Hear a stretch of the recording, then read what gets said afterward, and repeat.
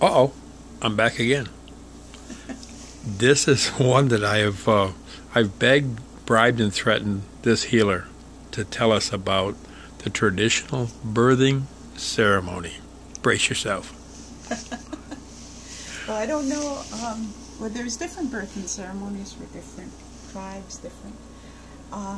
My personal birthing ceremony came from me fasting, because I do births. It's not documented in our traditions. This is a ceremony that came to me. When the parents come to me and they're expectant, we have a pipe ceremony, and we find out about the baby if and only if the parents are pure. That means they're not drinkers and drugging and doing all of that stuff. Because they can ask to know the gift of the baby, their life gift. Now, once they know about the life gift, they have to take a huge role in that gift and responsibility in that gift. For example, let's say it was a baby's born and it's going to be medicine healer, one with the herbs. And so the parents need to put those people in the child's path so the child will pick up and learn medicines, okay? It's a big responsibility. Plus they have to live a good life. So some parents will do it, some parents won't. It's their choice, because I send them away when I tell them about the ceremony and say, you really, really need to talk about this. Do you really want this responsibility? Because it's a big responsibility. You know, you're talking, being responsible for another person's life, livelihood, their life, their spiritual life. So some come back saying they want to know, some say they don't. Okay, and I usually do it with my teacher.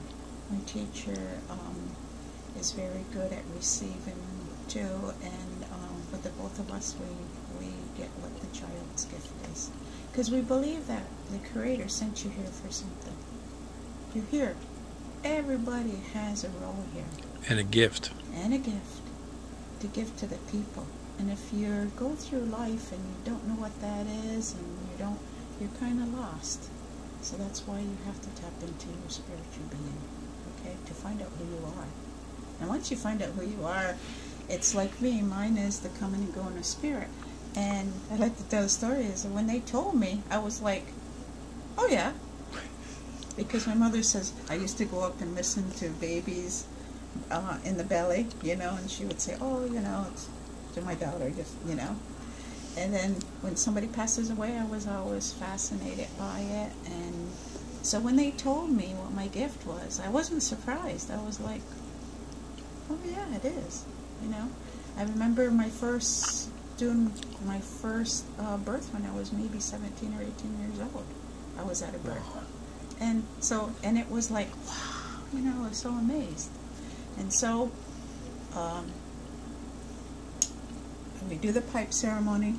Then, when we get prepared for the birth, the woman goes into labor. We start a sacred fire. We bring in the 4 directions, the grandfathers, the Haduis, everybody. And we make tobacco pouches out of the flags to put up around our fire to protect our fire from any negativity. And it's a sacred space, to build a sacred space. And we have the parents go to each direction. And so they'll go to each direction and they'll pray for the doctors, the nurses, me, for them, for their families, for the baby. Anybody that's going to be part of that, they pray for them in all the 4 directions. Okay? And that's so that if we're at the hospital and all of a sudden stuff goes wrong, that the doctor has a clear mind and clear vision of what needs to be done. Okay? The nurses, they might come from